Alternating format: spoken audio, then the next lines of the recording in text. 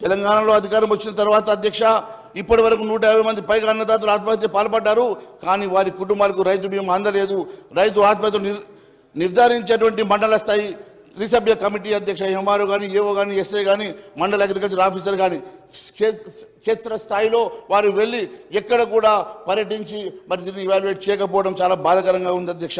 అంతేకాదు అధ్యక్ష, తెలంగాణ ఏర్పడిన 2014లో బీఆర్ఎస్ సర్కార్ దిగిపోయేంత వరకు 7 నెలలకు పైగా అన్నదాతలు ఆత్మహత్యలు చేసుకుంటే వారిలో 1400 మంది మాత్రమే 5 లక్షల చొప్పున పరిహారం అందింది అధ్యక్ష. మిగిలిన దాదాపు 5600 మంది రైతులకు బీమా అందలేదంటే గత బీఆర్ఎస్ ప్రభుత్వం రైతులను ఎంత విస్మరించిందో దానికే వారు ఈరోజు ఈ రకంగా మరి అపోజిషన్లో కూర్చునే పరిస్థితి ఏర్పడ్డది అధ్యక్ష. దయచేసి ఆ బట్టలు మీరు నడవద్దని చెప్పేసి నేను మీ అందరినీ కూడా కోరుతా ఉన్నాను అధ్యక్ష. అన్నిటికన్నా ఈరోజు అవకతవకల అక్రమాల ధరణి పోర్టల్ దిద్దుబాటు ఏమైంది అధ్యక్ష? భూమాత పోర్టల్ వచ్చేది ఎప్పుడు అధ్యక్ష?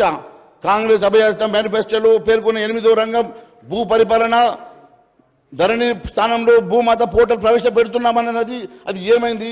అసలు ధరణి పోర్టల్ నిర్వాహకులు ప్రభుత్వానికి సహకరిస్తున్నారా లేదా అని అనుమానం మాకు వస్తూ ఉన్నది అధ్యక్ష. సమగ్ర భూ కమతాల సర్వే ఆధారంగా భూ హక్కులు కోల్పోయినటువంటి రైతులందరికీ న్యాయం చేస్తామని ఇప్పటి వరకు ఎంతమందికి న్యాయం చేశారు? మరి ఇంతటి మరి భూ సర్వే వల్ల నష్టపోయినటువంటి రైతుల వివరాలు ప్రభుత్వం ఏమైనా సేకరించిందా అని చెప్పి నేను మీ ద్వారా ప్రశ్నిస్తున్నాను అధ్యక్ష.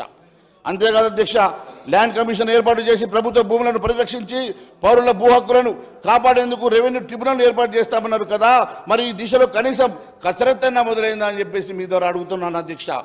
నిషేధిత జాబితాలో చేసిన పట్టా భూములను కాంగ్రెస్ అధికారంలోకి వచ్చింది 100 రోజుల్లో తొలగిస్తామన్నారు కదా, మరి ధరణి పోర్టల్లో 5 సభ్యుల కమిటీ 2023 డిసెంబర్ 7.5 నెలలైనా నిషేధిత జాబితాలో ఉన్నటువంటి 13 లక్షల ఎకరాలు ఉన్నట్టుగా సమాచారం ఉంది. వాటికి కనీసం ఇప్పటికన్నా కొన్ని తొలగించగలిగినారా? మరి దాని గురించి ఏమైనా అడుగులు వేశారని చెప్పి నేను మీ ద్వారా అడుగుతా ఉన్నాను అధ్యక్ష.